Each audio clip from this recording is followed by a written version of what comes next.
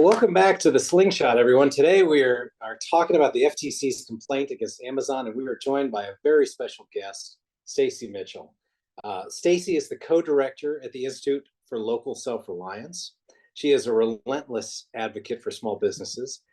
She just issued a paper on Amazon called Amazon's Monopoly Toll Booth, showing that Amazon's take rate, or the portion of sellers' revenues captured by Amazon, increased from 35 to 45% just in the last 3 years. The 2020 version of the report really broke new ground. It illuminated several of the key elements of the FTC's case: the extraction of monopoly rents in the form of sellers' fees, of course, but also the anti-discounting policy, the tying of fulfillment, and how that helped to entrench Amazon's e-commerce monopoly. Stacy is also no friend of the dollar store, which makes her a friend of mine. Stacy, welcome to the show. So nice to be here. Thank you. Yeah. And joining me today to chat with Stacy is Darren Bush, who is a professor in the law school at the University of Houston. Darren also did a stint for the DOJ antitrust division, I believe, so he knows a thing or two about designing antitrust cases. Welcome, Darren. Thanks for coming on the show. I thought we were going to order this from Amazon. No, just kidding. I'm looking forward to it. So let's start off with the anti-discounting program. There's so much confusion around this, and Stacey, I hope you can clear it up. But the FTC's complaint focuses primarily on two restraints, right, imposed by Amazon: the anti-discounting program and the tying of prime access to fulfillment. Can't talk about both at the same time. So let's start with the anti-discounting program, or what an economist might call a most favored nations clause, whereby Amazon threatens a merchant's access to the buy box if the merchants are caught charging a lower price outside of Amazon. I've seen so much press, so much talk on Twitter by the commentators, including the antitrust insiders. And some people are suggesting that Amazon is being targeted wrongly by the FTC for forcing merchants to lower their prices on Amazon's platform, right? Sounds terrible, right? Why would the FTC ever do that? Can you explain for our audience how an anti-discounting program actually works to raise prices on other platforms and thereby ultimately on Amazon's platform? Yeah, absolutely. So Amazon charges sellers, so third-party sellers account for about 60% of what's sold on Amazon's platform. These are a variety of different kinds of businesses. Some are like bigger brands, some are kind of independent retailers, many are overseas. It's a huge variety of different sellers, but they account for about 60% of what's sold on Amazon. Amazon charges a variety of fees to make those sales, and those fees have been going up and up and up and up. It has become extraordinarily expensive to sell on Amazon. Amazon is now taking almost half of every dollar that sellers make in sales on its US site. Those inflated fees have to be paid for somehow, and so they cause prices to go up. And in a healthy market, what you would see is that prices would go up on Amazon to reflect the higher costs of selling there, but sellers would have lower prices on their own site, on other platforms where the costs of selling are much lower. And that would create natural pressure on Amazon. Consumers would find better prices elsewhere, and Amazon would be under pressure to lower its fees and thereby enable sellers to offer lower prices on its platform. But the way that Amazon prevents that is that it basically penalizes sellers that offer lower prices elsewhere. So it has a bunch of web crawlers that are out there. It's a massive operation within Amazon. They are monitoring your prices. And if you as a seller price an item for less somewhere else, Amazon will tank your sales immediately. You will lose access to the buy box, or you'll just be buried in the page 4 of the search results, or whatever it takes. Your sales will go to zero. And because Amazon is so dominant, a lot of sellers depend on Amazon for 80–90% of their business. So yes, they want to diversify very much, but they can't just jump ship from this thing that is the bulk of their business. And so the only solution is that they keep their prices elevated both on Amazon and on non-Amazon sites in order to absorb those fees. So the effect of all of this is that we're all paying more no matter where we shop because of Amazon's fees. Got it. That was helpful. Now, let me ask you this. If it weren't for Amazon's anti-discounting program, Which of the digital platforms out there, talk about outside of Amazon, um, would be most likely to benefit from steering and discounting by merchants on the Amazon's platform? That's my first question for you. This is a two-parter, but I'll stop there. Mhm. Who is really being, yeah, which competitors are being kind of taken off the field because of this? Yeah, I think one thing I want to say is that, as we think about this case and sort of where we are in e-commerce, we are 30 years into after the emergence of e-commerce. And it's pretty shocking that in a large dynamic economy such as our own, we don't have more options, that there aren't a whole bunch of different marketplaces competing for both sellers and consumers, marketplaces that are kind of everything stores like Amazon is, maybe marketplaces that specialize in different types of product categories or have different approaches. And if you just sort of meditate on that for a minute, it's pretty striking, and it's a pretty striking failure, I think. And so, to your question, there's really a dearth of competition, and that's what this suit is trying to solve. There are some other marketplaces. So Walmart operates a marketplace. Target operates an invite-only marketplace. You've got eBay, which is a little bit more of a garage sale, if you will. So it's not quite the same thing as the others, but is also a large marketplace. eBay doesn't sell stuff itself, so it's purely a marketplace. It is not a first-party retailer, unlike Walmart, Target, and Amazon. You have Etsy, which obviously specializes in handmade goods, vintage goods, more kind of smaller scale artisanal type products, but nevertheless is a thriving and growing marketplace, within that niche. So there are some options out there, but it's really Amazon has been very successful in thwarting the development of competing options. Yeah, now the success of the anti-discounting program would probably entail that no one would ever dare compete against Amazon. But on this dimension, but do we have any anecdotes, even of or examples of any of these outside platforms trying to lure merchants over to the site by saying, "Hey, if you come over and run your sales through my platform, I won't charge you Amazon's ridiculous take rate. I'll charge you some lower rate." I mean, are there any examples of that under the sun? Well, some of these platforms do have lower rates. And so, for example, we can break down Amazon's fees, which might be helpful, but Amazon's basic, there are three fees really that Amazon charges. There's the referral fee, it's like basically the commission. There's what they've layered on top of that they refer to as advertising, but we might really think of as a kind of slotting fee. Basically, it's a way to increase the commission by calling it advertising.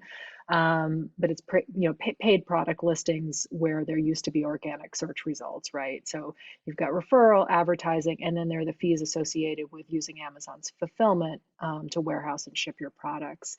So if we just take like the referral fees as the base fee, for Amazon, for most products, it's 15%. It varies by type of product, but most products, it's 15%. At Etsy, it's 6.5%. And of course, Etsy is vastly smaller. And so, in terms of cost, you would expect Amazon to be lower. eBay is 13.25% for items up to $7,500 in value. Anything over $7,500 is about 2%. So it drops for very expensive items. Walmart is similar to Amazon at about 15% for most items. Target is 5 to 15%. They have a sort of invite-only marketplace, as I mentioned. So there's some variation out there, but from the standpoint of, say, a company like Walmart, what's the point of offering a lower fee? I mean, you're sort of a monopolist-minded company anyway, and because of the anti-discounting, Amazon's anti-discounting policy, that you're not going to actually create more business by having lower prices. And so why not, why lower your margin on offering seller services if it's not going to make any difference in your competitive position? Exactly. All right. We've been doing some heavy stuff up and down. Let's have some fun. Everyone is trying to figure out what the hell Amazon's Project Nessie is about. Yeah. I figure you might have some insight. We got some I got this on Twitter. Someone wrote me and said it was a riff on the Loch Ness Monster. I don't know if that's true. It's Yeah, pretty of cute course. if it was. Yes. And then the complaint says that it's an algorithmic tool and a quote pricing system. We also know it gets its own. Oh, it gets its own count in the complaint as a method of unfair competition. That was kind of cool. And we know that it supports Amazon's anti-discounting program. And last clue for those dying out there, it serves as its own profit center. Like Amazon was able to calculate the increment to profit that Project Nestle was generating. So with all those clues, do you have an idea for us what you think it is? Yeah, well, that, you're right that it's an algorithm based on a web crawler that adjusts prices on Amazon in real time. We know that. I think the Nessie thing is interesting because Amazon does name these secret internal projects. We learned about the Iliad process with the FTC's complaint some weeks back over how difficult it is to unsubscribe from Prime. And so clearly they take some perverse pleasure internally in coming up with names that are very revealing. And so in the case of Nessie, what do we have here? Yeah, Loch Ness Monster. It is something that lurks within the deeps and makes people fearful and can't be proven to exist. So this seems to be what Amazon is going for. Um, you know, as you noted, the FTC says that it has caused households to pay inflated prices, and that Amazon has measured what it's earned from that, and the FTC contends that it's anti-competitive. So, one thing that it might be is, Amazon gathers out all this data. Uh, and it makes price adjustments in pricing in real time all the time. Its prices actually swing quite wildly on most items. And so one can wonder if, for example, Amazon has discerned that people are more less price sensitive on Friday evenings, for example, and so prices on certain kinds of items go up on Friday evenings because it knows that, I don't know, we're tired, we've had 2 cocktails, whatever it may be, and that, on the cold light of Monday morning those prices come back down, right? So is there something that is designed to kind of wring extra margin out of people at times when they're more vulnerable to paying higher prices? Obviously, that would need to work in concert with Amazon's web crawlers that detect what prices are on other sites, and so it's not caught out, with having a higher price than another site. It's possible that it is an ongoing monitoring thing where Walmart's price goes up and Amazon matches it. It's like, oh, here's something we're detecting that is not available, elsewhere at the price we have. We can inch our price up and earn just that much more. So who knows? But it's obviously, an algorithm that's designed to take advantage of the huge information advantage that Amazon has over customers and its ability to make these like real-time price adjustments across bazillions of products, moment to moment to moment. That's an extraordinary amount of power, and clearly Amazon is using that power to its own advantage. Got it. Got it. Well, this is my last question on the anti-discounting, I promise, before I turn over the baton to Darren. Well, let me just try this on you. We're going to get into this issue of pass-through and whether Amazon's exorbitant take rate, filters its way into the pricing of merchants on the website. And I think there's pretty good economic theory here that would suggest that take rates should be reflected in their prices and in the merchants' prices. There's only one exception. I don't think it applies here, and that's if merchants incur no incremental costs other than the take rate, and thus would be pure revenue maximizers. But that's not going to be the case here. So I think that there's good economic theory to support higher take rates causing Amazon's anti-discounting program to translate into higher prices. But how would you go about proving this to a judge in the case? I'm wondering if you have ever observed a correlation between higher take rates, say from 2020 to 2023. We've got such a great natural experiment here, right? In which we've got take rates going up over a very short period of time. We could go out and look to see if prices were higher. Have you seen any evidence of this? Have you ever talked to any merchants to explain how the take rate kind of works its way into their pricing? Yeah, I mean, merchants, consistently say I have to charge higher prices because of this. I mean, there's no doubt in their mind. And, it's important for people who might be familiar with thinking about take rates in the terms of like, the app stores.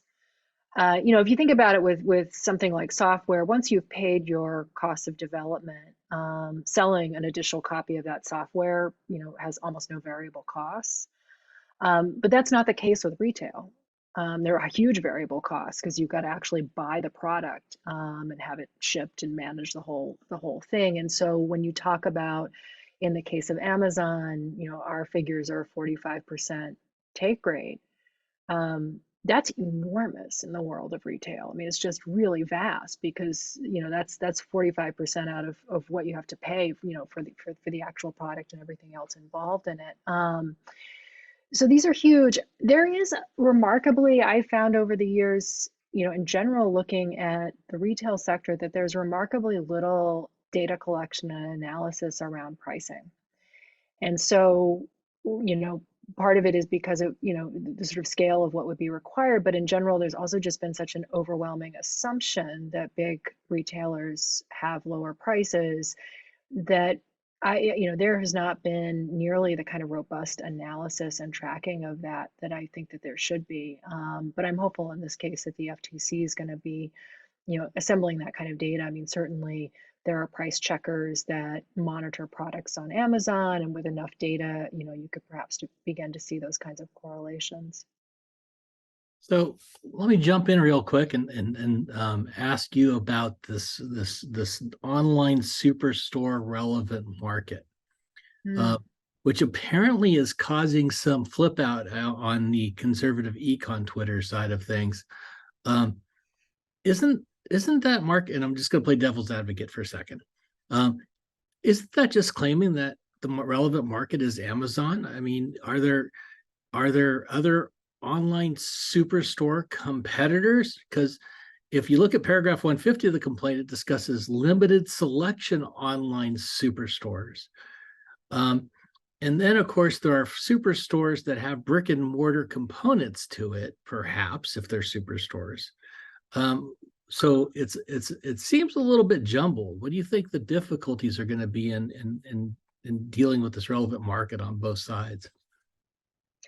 Well, I think it's fairly well established in the world of physical retail that supercenters or superstores are kind of a distinct form of retail, and I think there's even some case law around that. But certainly from the standpoint of consumers, being able to go to a store that sort of sells the full range of products that you get at a Walmart or a Target or another superstore, going to multiple stores to fill those needs is not seen as a perfect substitute for that. And so I think that's fairly well established in terms of physical retail. And so it seems logical to also have that, in the context of online. And I think that's the sort of lived experience of people, that people are looking for places where they can get everything. And indeed, this is very much part of Amazon's own sort of internal discussions of what it's all about and what's necessary for it to, be dominant in this marketplace. Of, the everything store is the whole idea, and that, you can go back and look at Jeff Bezos's, public statements back in those years, and it was like very clear that the company had to move very quickly from just selling books to selling essentially everything, which is why they opened up their platform to third-party sellers quite early. I think it was in 2000. They were only about 4 or 5 years old when they did it, because that was the way they were going to get to be an everything store as fast as they possibly could, because that was key. Yeah, I mean, it certainly harkens back to the notions of superstores, the Office Depot superstore, office supply store, brick and mortar kind of discussions. But well, many of those, it's worth pointing out, many of those category killers, as they used to be called, are gone, right? So, I mean, in the offline world, that's what's happened. Borders is gone. A lot of those office supply stores are diminished or gone, and so on.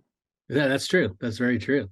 But speaking of brick and mortars, there is a carve out in the complaint about how perishable goods are not in the relevant market of online superstore. What's the thinking behind this? Is this just kind of cutting out Whole Foods? I'm worried Harry and David is getting left out of this.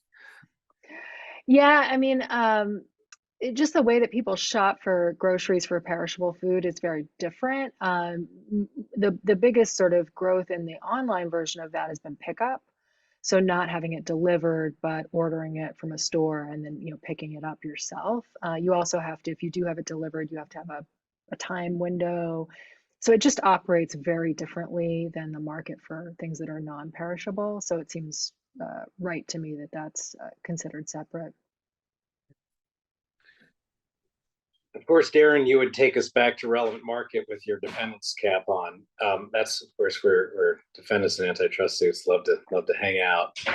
But we don't even need a relevant market if we could establish Amazon's market power directly, and that is evidence that would show directly that Amazon has the ability to raise prices profitably over competitive levels or exclude rivals. And my question for you, Stacey, is don't we have this in spades? I would start off just by pointing to what you found, which is Amazon's price hike to merchants from 35 to 45%, just from 2020 to 2023. If that thing is profitable, and I have no reason to believe it wasn't, maybe you have some insight here, that's evidence A of direct evidence of power. We don't even need a darn market. What do you think?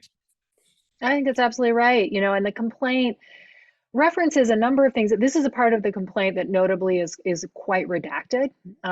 So there's a lot of the evidence that they're bringing to this is at the moment not viewable publicly. But they do talk about the rising fees as evidence of market power, the increasing kind of junk ads that appear in the search results pages in terms of a cost to consumers, and the fact that they're degrading the shopping experience and raising prices to sellers, and they're not actually losing sellers or shoppers, which is a real sign of market power.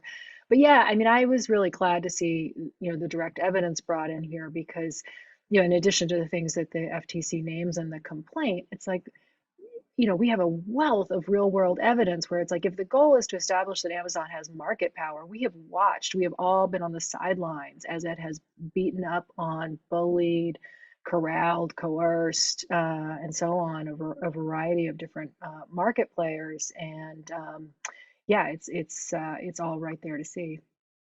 Excellent. Well, if Want to I have jump in Darren's real quick, permission, Al? I don't. Darren wants to talk more about relevant market. No. I just think it's a disappointing. I just think it's disappointing that in the complaint. This is the point in the complaint where they could have really gone to Cory Doctorow and started using enshittification in the complaint. That would have been a Yes, perfect discussion. yes, it is unfortunate that that word didn't make it. But Maybe it's part Cory of what's lives in redacted. Maybe when the redaction comes up, we'll see that there's large discussion of Cory would have been enshittification. proud though, because I feel like the degrading quality kind of captures the idea of enshittification, if I can say that. Let's move on. We've spent way too much time on relevant market. Let's move on to Just like to the courts, right? yes. Let's move on to yes, I have some opinions I could point to. Let's move on to the tie, Amazon's tie, Yeah. which is the second major restraint. And here, Amazon is accused of tying a merchant's access to the platform, and I think Prime in particular, to Amazon's fulfillment services. And I want to start off with just a really basic question that I hope you can help me out on. Is that when Amazon sets its fulfillment prices for a merchant, are these flat rates or are they set as a percentage or a function of the value of commerce that's being sold? So they are based on the size of the object that you're shipping and storing. And so you pay both a storage fee to have your stuff in its warehouses, and there are short-term storage fees and long-term storage fees, and those fees rise for the last 2 or 3 months of the year during the busy season. And then you pay fees to ship the product, and those are based on the dimensions and weight of the object. I got it. And can I ask the same question just for the referral fees and maybe advertising? I don't want to make this too complicated, but at least start with the referrals. Are those set as a flat fee, or are those set instead as a function of the value of commerce? So those are function of value. They're a percentage. Most items it's 15%, but it does vary. Some are lower, some are higher, depending on the particular item. And advertising is generally pay per click. there's an auction process and so on. But I can also add, it might be useful just to sort of understand the overall pie of revenue. So it's about 45% in the US is our analysis. In the complaint, the FTC says nearly half. So, we seem to be in the same ballpark. We find that about half of that 45% is fulfillment fees, so the warehousing and shipping costs. And then the other half is a mix of referral and advertising. And so the advertising is the piece that's been growing the fastest.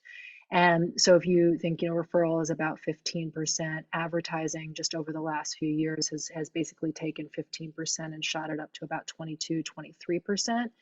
And then you've got another 22, 23% in FBA fees on top of that. Now that's an average for sellers. We're using Amazon's revenue in 10Ks and some other things to come at those numbers. But for a particular seller, there's some variability. They might have to spend more in advertising depending on what it is that they're selling, for example. No, that's very helpful. But okay, now I want to think about how Amazon is going to fight off this tying claim. And I think the first thing their defenders and their economist, I hope he or she is very charming, is going to argue that fulfillment services aren't really a separate product, but instead part of the basic platform functionality. So how do you think the states and the FTC can go about proving that fulfillment is a separate product with separate demand from the basic access to Amazon's platform? How do we know? So, one of the best examples of this is that for a while, Amazon had something called seller fulfilled Prime. So right now, in order to have your items qualify for Prime, which is absolutely necessary to really do any sales, because most of what's sold on the site is Prime. So to qualify for Prime, you have to use Amazon's fulfillment. But for a few years in this window, there was something called Seller Fulfilled Prime, and this was from 2015. Amazon launched it, and then they closed it in 2019. And essentially, what it was is, if you could meet the delivery times, the 2 days or the 1 day or whatever it was, if you can meet those metrics, you could handle your own fulfillment. You could use whatever carrier you wanted, and it worked quite well for sellers, especially the ones that are a little larger and more sophisticated, and particularly the ones that were interested in diversifying and selling on other platforms. And that's really crucial because, according to the FTC's complaint, what happened is that Amazon started to realize that sellers who were using Seller Fulfilled Prime were more effectively diversifying to other platforms because they were using carriers that were neutral and they could do both their Amazon and non-Amazon orders. And so this sort of multi-homing idea. And that is something that Amazon absolutely does not want to have happen. And so what the FTC is arguing here is that by compelling sellers to use fulfillment by Amazon, it's effectively preventing them from growing their sales on other sites, and it's helping to insulate Amazon's e-commerce monopoly. So that period from 2015 to 2019, when sellers were selling effectively on Amazon and using independent carriers, is beautiful evidence of the fact that these two services should not. There's no need for them to be connected. Got it. And let me ask one more question. I'm putting on my Amazon defense cap to try to knock out this tying claim. The Chicago school guys did a really good job really propagating this notion that all ties have to be motivated for pro-competitive reasons, because once you've got the monopoly in the left shoe, there's really no incremental pricing power you get from taking over the right shoes as well. They even had a name for it, the single monopoly profit theorem. And now it turns out that there's been a big literature starting in the 90s and the aughts that have basically showed all the hidden assumptions that kind of are lurking behind the single monopoly profit, or SMP theory. And I'll just tick off a few. This notion that everything is being bought in fixed proportions. Right. Again, the notion that every single merchant out there is buying the same amount of fulfillment, right, as the amount of basic access that they're taking. Another kind of hidden assumption is that competition in the tied market, in this case, fulfillment, is fixed. Like we could never expect to see entry, or it wouldn't otherwise be contestable. They would also, another hidden assumption is that competition in the tying market is fixed. So in e-commerce platforms that we'd never expect to see. entry, or that a market isn't contestable. Can you help me? How would you, if you're advising the FTC, how would you try to poke holes in any of those assumptions? I'll let you pick your favorite one that you think is the most vulnerable. Yeah, actually, I'm kind of interested to just run through them one by one. I mean, I think my mind got a little stuck on the shoe stuff because it's so ridiculous because it's not a right shoe. It's like pants, or it's like you buy your shoes from us, and now for the rest of your life, we're the people who shine them for you, and you can't go any. I mean, like I don't know what the right metaphor is, but the idea that it's just the right shoe is ridiculous. So go back to one or two of those and say them again. So I think that it would be helpful to explain, and this just should be obvious, that each merchant is going to buy a different level of fulfillment service, right? There's varying proportions Yeah. between what you're buying of the tying product and what you buy of a tie. So it's not like left and right shoes at all. I just feel like that one is going to be easy. But let's say focus on fulfillment.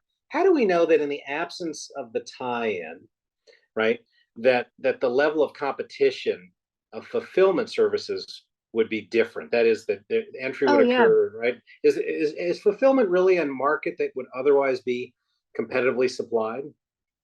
Oh yeah, absolutely. Because there are a lot of sellers who would prefer not to use Amazon's fulfillment, right? So we've got a bunch of sellers right now who are like, I would prefer to use somebody else because it would be cheaper, it would provide a better service, or it would be more suitable to me in one way or another. And so, for example, if you have very lightweight items, and especially if you're delivering those items all over the place, including a lot of rural deliveries, you'd prefer to use the Postal Service. If you have very heavy items, you would prefer to use UPS because their pricing on heavy items is much better. And there are beginning to be a lot more integrated e-commerce warehousing and shipping solutions. UPS has developed one. There are others that are out there. And I have sellers say to me like, as an online person, the only actual contact that my customer actually has with me is through the person that delivers the package. And I would actually prefer to have, a higher level of service than, a flex driver who's kind of tossing the package out onto the front door because they have to deliver a bazillion packages an hour. Like I would actually rather have, sort of a higher quality service because that goes with my business model. So there's a whole diversity of needs out there for sellers. And my sort of ultimate answer to this is, why in the world would we want, like, how did we get to a place where a judge is trying to figure out like this question of like what's the most efficient or best option, which is kind of what we're talking about in effect here with this argument. We should really let the market figure it out. All these sellers, they can make choices, and the pricing of what they choose, the service of what they choose will affect how well they end up competing, and that's what should decide. There is no functional reason that you have to have these two things tied together. So I want to bring you back to the 90s. The music was better, you could wear flannel. But I really want to bring you back to the Microsoft decision, the DC Circuit's Microsoft decision, which in my opinion really flubbed tying analysis. You recall that that's the one portion where the DC Circuit reversed Judge Jackson on the use of per se tying and said he should have applied a rule of reason. And the court was like really troubled about the notion of, that was this quote, the sort of tying arrangement attacked here is unlike any the Supreme Court has considered, because most of those ties were physical. And so the court, the DC Circuit, then went around and looked and said, well, if you look beyond the Supreme Court, those cases around the circuits looked at the efficiencies of the tie. But they were basically mostly hardware software integration, not of the kind that you might see here. So what do you think the FTC, and I don't know how familiar you are with Microsoft, so I might just be leading you to this large question where you're like, I have no ability to talk about this at all. But do you think the FTC has a stronger tying claim than the DOJ did in Microsoft? Do you? And I'll compound the question, since I'm not deposing you, about the efficiencies claimed from the tie. I think I want to go back to this. Like, why is it that why should we ask a court? Why should it be up to a court to decide which of these options is more efficient? And last I checked, efficiency was not part of our antitrust laws, right? It's not named in the statutes. Really, the statutes are about competition, with the notion that you have competition, you have a bunch of market actors, and the market is the one that leads the way towards actual valuable efficiencies, right? Like useful, real efficiencies. And in this case, there is no functional connection between an online shopping platform and warehousing and shipping. Like there is no reason those two things have to be connected. And there are a bunch of reasons why, if they are separate and there's a competitive market for shipping, there's huge benefits to that from a competition standpoint.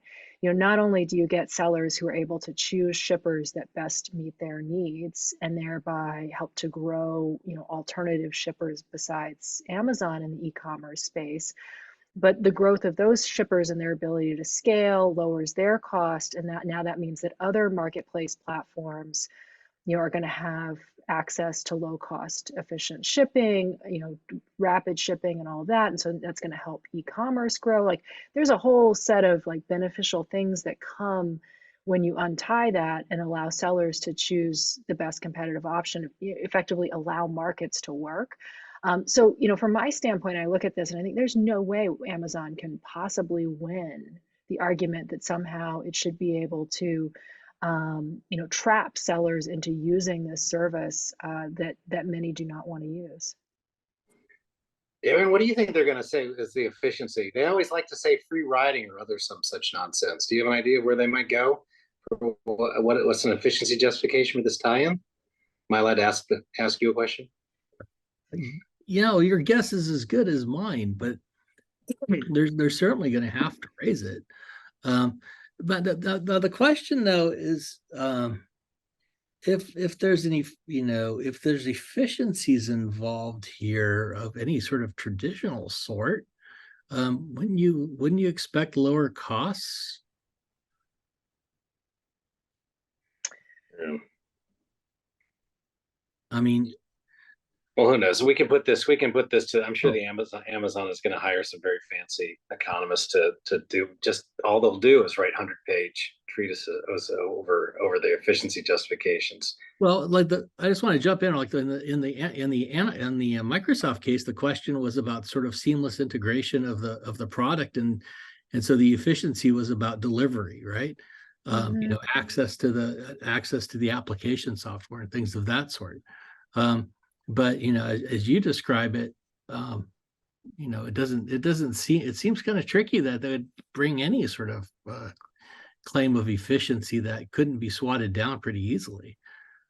Well, and suppose, even if Amazon were to demonstrate that its e-commerce warehouses are more efficient than UPS's, for example, that doesn't mean that the connection, that the tie is efficient, right? That the integration is efficient. Although I do think we're bumping up against something which is, when Amazon got rid of seller fulfilled Prime, so what they did in 2019 is they said that no new sellers could join it. So it was closed. Only the existing ones who had already been grandfathered in could keep it. And for those sellers, it started harassing them essentially it would hold them to much higher on-time delivery rates than it held its own fulfillment service to. And it would send these like threatening notes of like, you're going to lose Prime because you're not hitting a 98% on-time delivery rate, even though FBA, Fulfillment by Amazon, is only hitting a 90% fulfillment rate or whatever it was. And so they tried to scare a lot of businesses into moving over to Fulfillment by Amazon.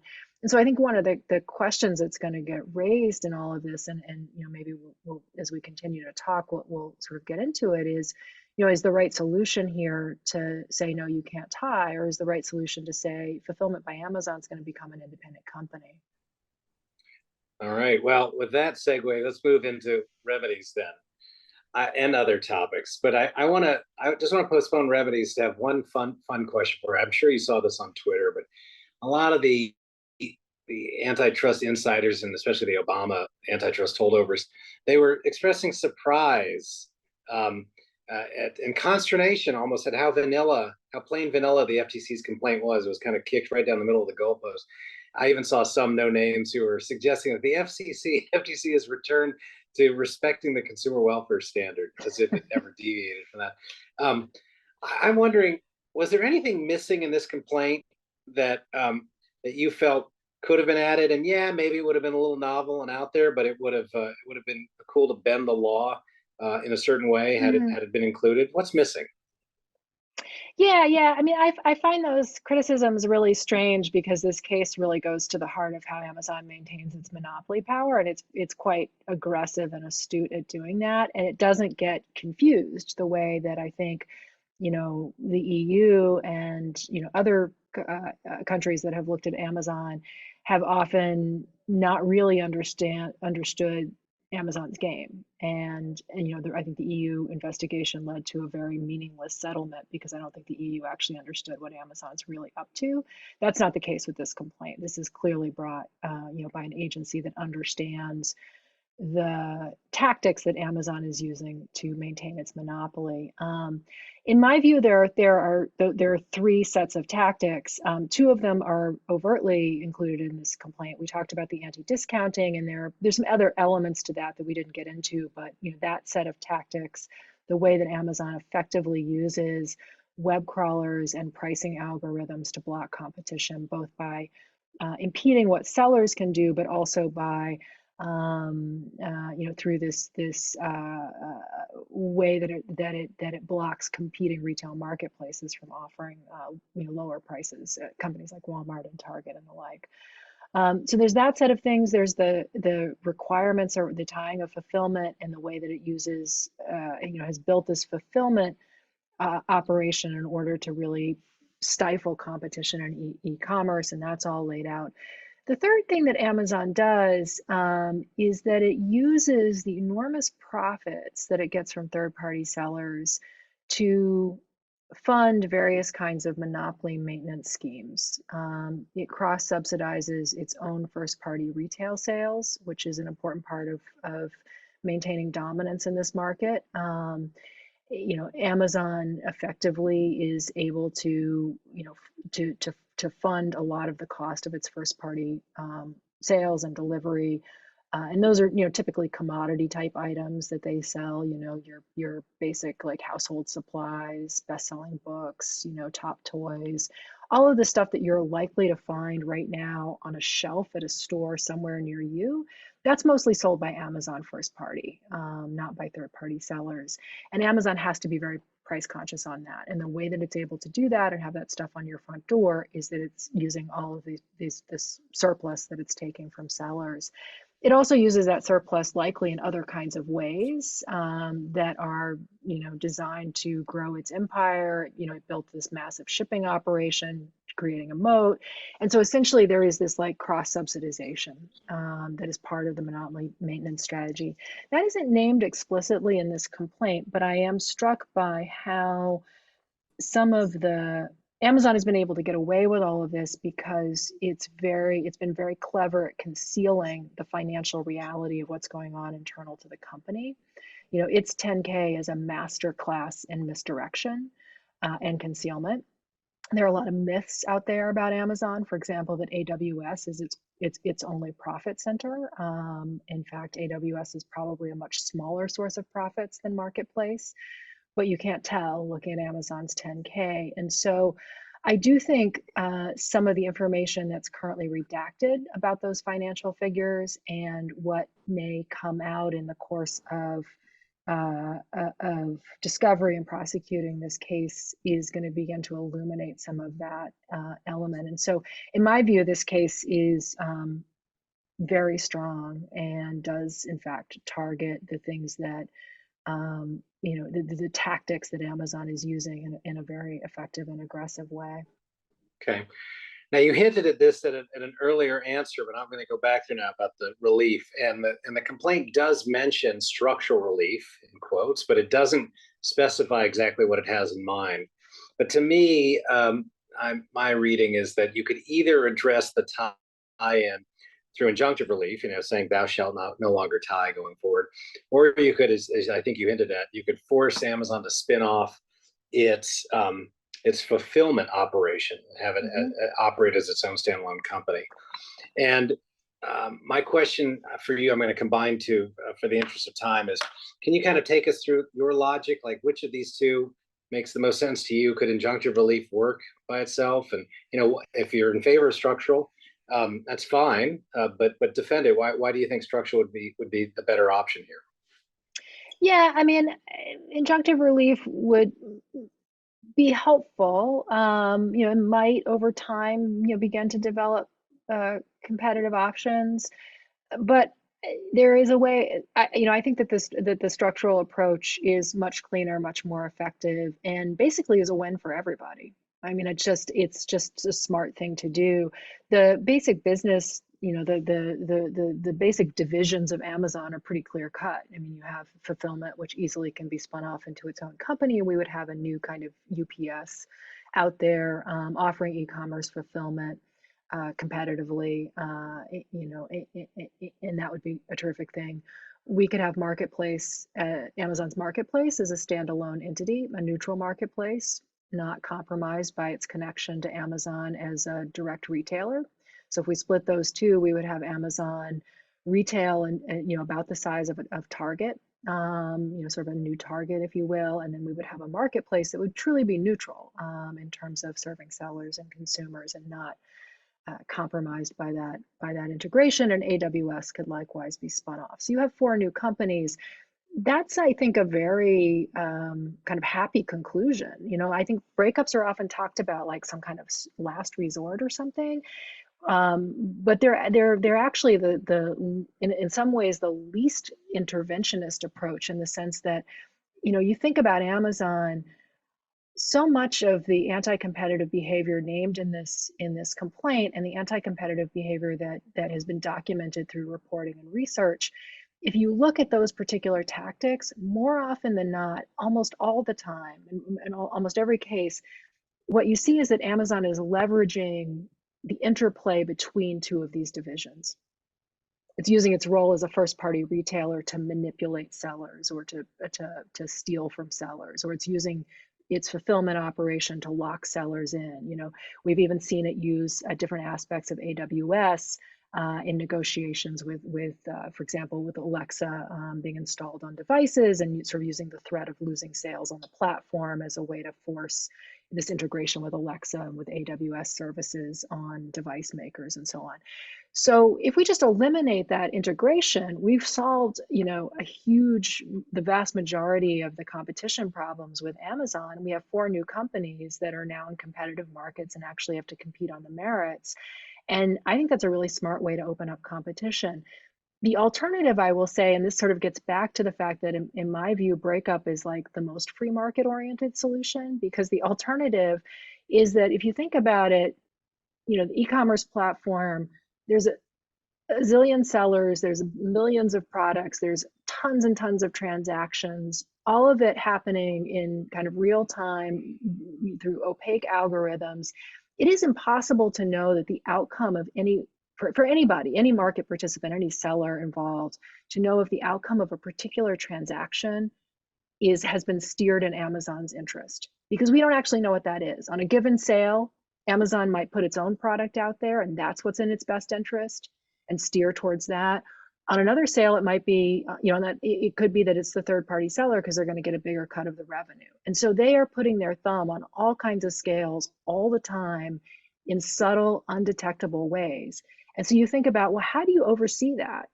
How do you prevent that from happening? Either through some sort of oversight thing that comes out of a court, or through regulation. And that is a large bureaucracy that is unlikely to be really effective. So why not just break them up and start with competition? Well, it's kind of interesting because even people think there's this general notion that you can have a divestiture or you can have a conduct remedy. But in fact, if you look back at AT&T, the divestiture remedies tend to require some great deal of oversight too. Mm-hmm. So I would say you're if we have divestiture, you're going to have like, so you have the divorce, and then you don't allow them to have any rebound marriages, right? Right. Um, and uh, and then what about the brand name itself? Because if you're divesting these companies, there's still perhaps, some perception of tie, even if the divestiture forces this unity of ownership. You think, are there any other, so what do you think of that as a possible remedy as well? And any others you can think of? Yeah, I mean, there is certainly a process that would have to happen to sort of work out a number of those questions. Certainly you want to avoid the possibility of kind of covert dealing between the split up entities. There's some questions about sort of sort of some of the smaller components of Amazon. Which of the four, in my view, in my world, which of the four companies would take over that particular smaller aspect of the business, that kind of thing. But there's a process for doing that, and I'm mindful that that Wall Street, that corporate boards execute breakups and divestitures all the time, right? I mean, we do tons of these are done all the time, and so there is a process. That this is initiated by government, is the only real difference, and it's certainly very achievable. Okay. My last comment, of course, is we should also give some advice to the judge, which is hold a hearing on remedy and don't talk to the press but while you're having that hearing or thinking about the hearing or rejecting that hearing, learn from the past. Darren, you're dating yourself. You were probably there.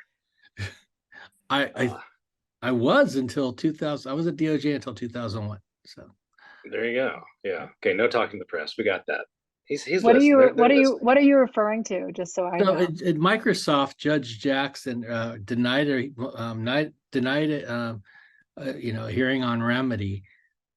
Went with the government's position to divest, and then he also had a conversation with the press, which of course was one of the reasons that on remand it got sent back to Caller Catelli, who then forced settlement because of 9/11 in her order to settle.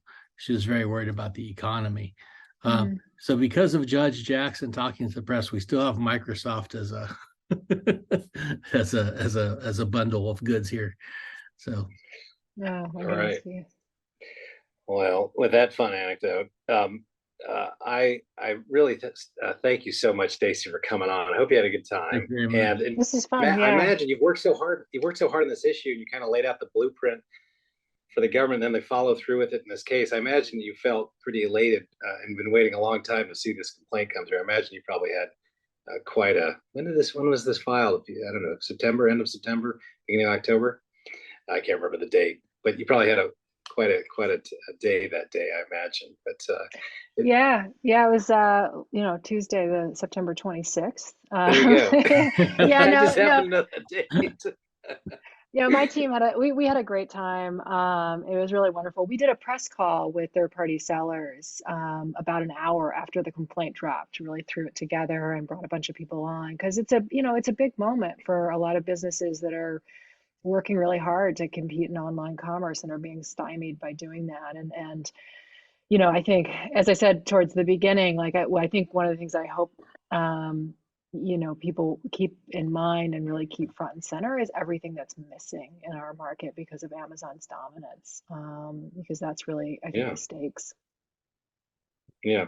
Well, I think that the lesson here is that Stacy is a leader when it comes to thought leadership and also directing where the agencies go. And based on her writings on Dollar Store, maybe that's going to be the next big challenge or lawsuit that we're going to see. Who knows?